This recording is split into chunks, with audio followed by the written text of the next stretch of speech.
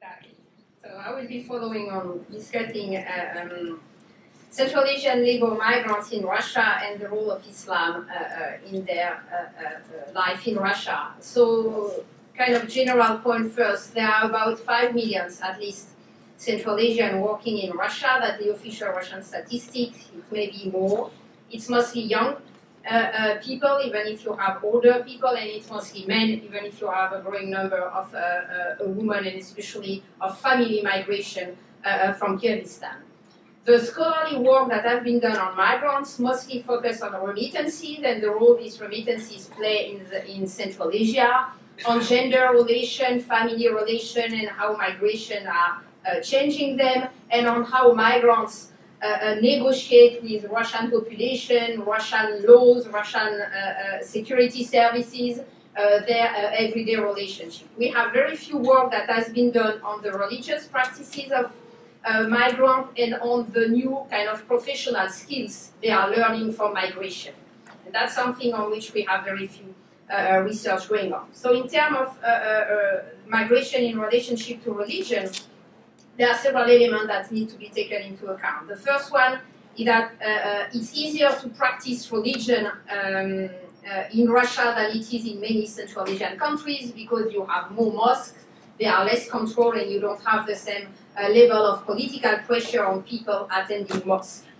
Second, you have a very important change of identity for migrants because the migration creates a disruption of social and family norms. And of course, that directly impacts the way Islam is used as a tool to explain social and family norms. What it also means migration is mean that the belonging to community is changing a lot because the majority of migrants have a low integration level in Russian society. Sometimes they work on marketplace, they don't go outside or very rarely. They don't really know the city in which they are living. They live in a very close world. They sometimes live in shared kind of container place, so it's very humiliating working and living condition. It means working at the community. It means changing a lot of your self-perception in terms of identity. So on all these issues, of course, Islam is kind of reinterpreted or maybe sometimes mobilized. And globally, the fact of being everywhere in the world, the fact of being a migrant changed a lot of things in terms of identity. And I just wanted to show you some picture that I found. That was this one. So, just to give you an example of what they have to face, so that's a very insulting, for those who can read, Russian flyer about done by a xenophobic far-right skinhead group in Russia, explaining that migrants are in favor of Putin because Putin is protecting them. Then they have to face the fact that they are considered as Muslim in a Christian country, which was probably not the way they were perceiving Russia before leaving. Then they have more and more to learn, to pass tests on their knowledge of Russian language, and they have to learn kind of text about Russian constitution and so on. So more and more, their ability to move to Russia will be linked to their way of being able to pass some tests. And then you also have a growing phenomenon, which is that you have more and more migrants who will stay in Russia and who consider Russia as being their second motherland, and it's also or homeland, and it also means that they will be more and more involved in the Russian public life and just considering that they want to be part of it. So all these identities are, of course, playing a big role on the way Islam is renegotiated. And so you have two ways of looking at that. One is looking what it means, what this labor migration means for Islam in Russia, and what it means for the practice of Islam for the Central Asian themselves. So I'm myself working on the kind of the Russian side, and what is interesting to see is how Russian Islam, because of labor migration from Central Asia and Azerbaijan, is increasingly diverse. In the 90s, we have this phenomenon of re-ethnicization of Islam in Russia. Now we have a kind of contrary phenomenon, which is that the Islam in Russia is more and more a Russian-speaking Islam and more diverse ethnically Islam, because in a mosque you now have a lot of ethnic groups. It's not only the traditional ethnic group, therefore the imam needs to be able, for example, to speak in Russian and not only in Tatar or in Chechen, because he will be speaking to a large crowd of diverse population. It also means that territorially, Russian Islam is changing, because you now have mosques everywhere in Russia, and not only in the traditional region with ethnic Muslim minorities. So several pictures, that's my fieldwork. So you have that the most northern mosque in the world, in Norilsk, above the Arctic Circle. You have traditional mosques in Arkhangelsk from the 19th century, but you also have a lot of public debates going on about mosque in Yakutsk. So just to give you an example on how Islam is becoming more and more diversified in Russia, and a lot of websites explaining, for example, this one on Islam in Siberia, explaining or trying to create a kind of trying to root Islam in an environment that was not necessarily oriented toward Islam. What is really creating a lot of tension is everything related to the creation of new mosques, and that's really an issue that is becoming more and more an element of tension between the migrant community, the local administration, and the local population, exactly on the same way we see in Western Europe. And one of the big elements of crystallization is, of course, what is happening in Moscow, because Moscow is the biggest capital city in the world with a Muslim minority. It's, depending how you make the calculation, it should be about 2 million of Muslim registered in Moscow and 2 million of unregistered people, for officially only 4 mosques. So, which means that during the big prayer, that's what you have in the streets of Moscow, and as you can imagine, it's creating a lot of tension, and it's accentuating xenophobia in Russia. So that's, of course, during the main Muslim celebration. So that's what I'm doing. The second element I wanted to present here is, in fact, research that has been done by one of our colleagues, Sophie Roche, who is based in Germany. She's an anthropologist, and she's working on the Tajik migrant in Russia, and she wasn't able to join us today, but she sent her text, and I wanted to present it because it's really related to my own research. But she's one of the only one really able to work in marketplace in Russia among the Tajik diaspora, and looking at the place of Islam in migration. So she worked really on different construction sites, but mostly on marketplace, on bazaar in Moscow, which are the biggest one. And that's really interesting to see. So 3 of her main findings that I will be quickly presenting here.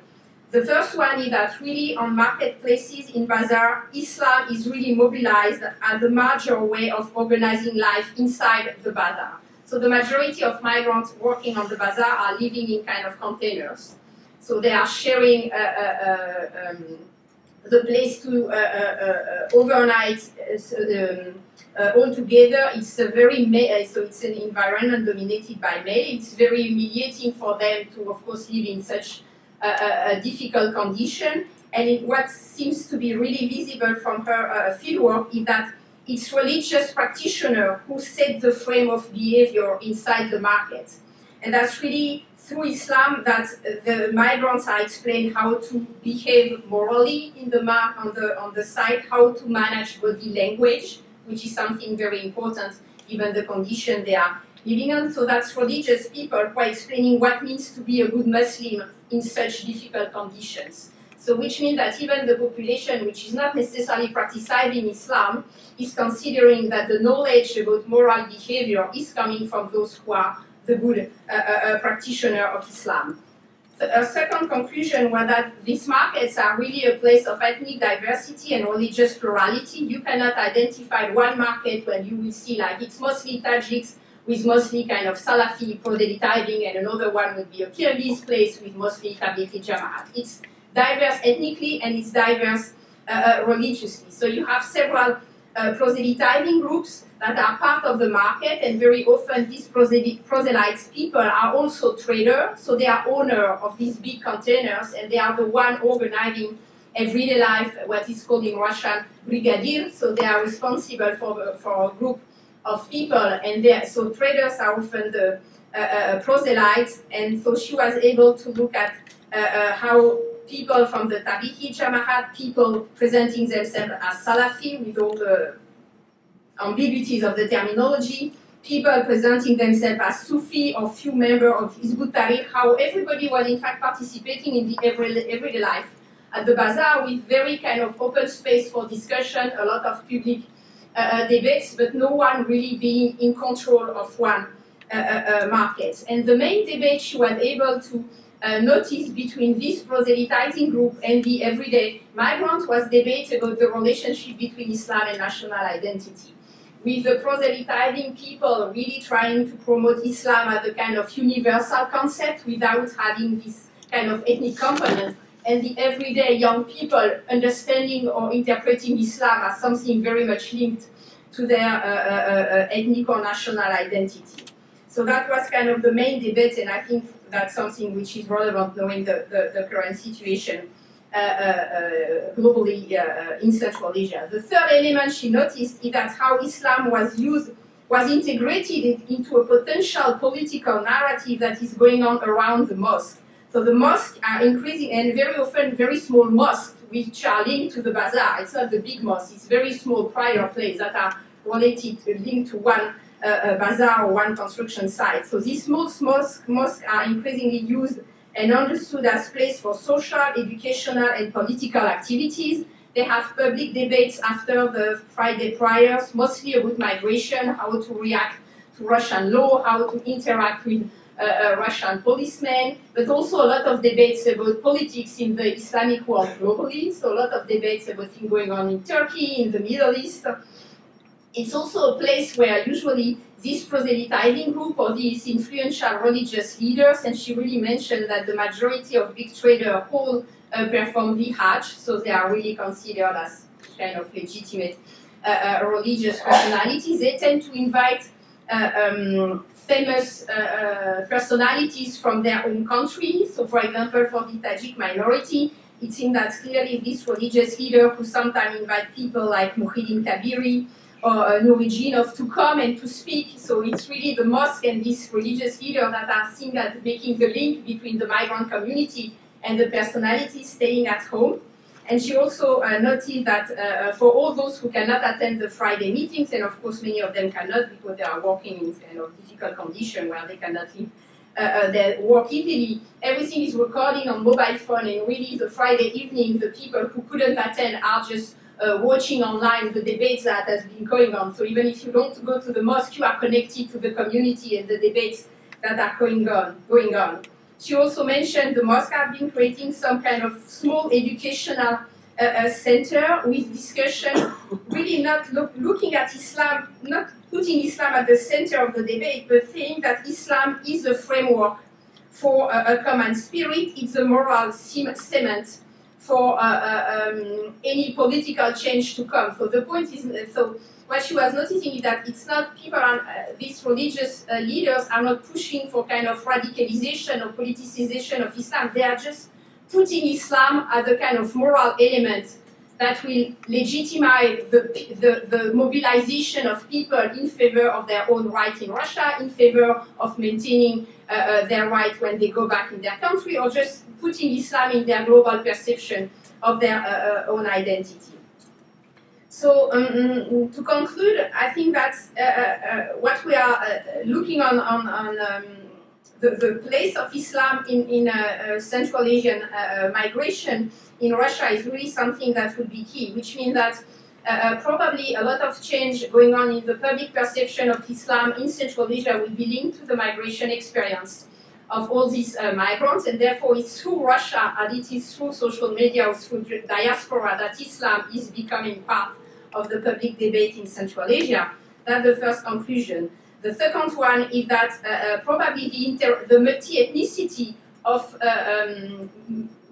most Islamic places in Russia, the fact that you have both Russian citizens of Muslim confession and these migrants will probably create a kind of brand of Russian-speaking Islam that is relatively different from what was traditionally Islam in the region. And the third and main conclusion is that people are experiencing a plurality of religious arguments. They are able to put Islam as one element of their identity, and clearly the relationship to Russia and the fact that they have to negotiate their own identity as Muslim is something that is probably will become very kind of important element. And I think Sophie's main conclusion is really that what is important is that these migrants are criticizing Islam, but just that suddenly Islam is part of both the moral behavior they should have as a good Muslim and part of the public debates that are going on among migrants. And that's something that probably when they will come back to their own country, that's something that they will try to import, and that will go directly against the traditional legitimacy of the regimes and the way they want to put Islam outside of the public debate picture. So I think what is going on in Russia now with migration is really one of the key elements we should look at if we want to understand the way Islam is progressively reintegrated as an element of morality, social justice, and generally public debates in Central Asia. I will stop here.